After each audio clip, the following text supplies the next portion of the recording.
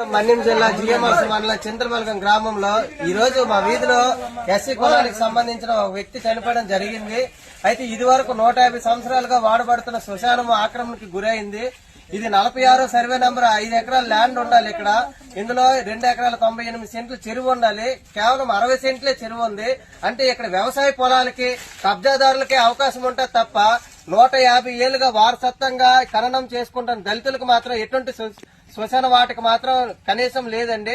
ఎంత దారుణం అంటే సెంటున్నర భూమిలో దాదాపుగా మాకు తెలిసి వచ్చిన నుండి 50 మందిని సమాధి చేయడం జరిగింది ఇక్కడ మరణానంతరం. దీని నిమిత్తం గతంలో మేము ఎంఆర్ఓ గారికి అలాగే పాలకొండ సబ్ కలెక్టర్ గారికి కూడా వినతులు ఇవ్వడం జరిగింది. పాలకొండ సబ్ కలెక్టర్ గారు కూడా ఎస్సీ వాళ్ళకి బరియల్ గ్రౌండ్ లేనందున ప్రపోజల్ పంపించండి, ప్రతిపాదనలు పంపించినట్లయితే ఎస్సీ కార్పొరేషన్ ద్వారా కొనుగోలు చేసి వాళ్ళకి కొంత ల్యాండ్ ఇస్తామని చెప్పారు. కానీ నేటికి 10 నెలలుగా ప్రతిపాదనలు అనేది జిఎంఎల్స్ ఎంఆర్ఓ ఆఫీస్ నుంచి పాలకొండ గాని జిల్లా కలెక్టర్ గాని పంపించే పరిస్థితి కనబడట్లేదు. ఇప్పటికైనా అధికారులు స్పందించి బరేల్ గ్రౌండ్ కోసం ప్రభుత్వం కూడా ఎన్నో నిధులు వెచ్చించింది. దీనికోసం ఎన్నో ఇన్స్ట్రక్షన్స్ కూడా ఇచ్చింది. వాటిని ఫాలో అయ్యి మాకు శ్మశానంకి కావలసిన స్థలాన్ని సేకరించి మాకు అప్పగించాలని మా అందరి తరఫున కోరడం అవుతుంది.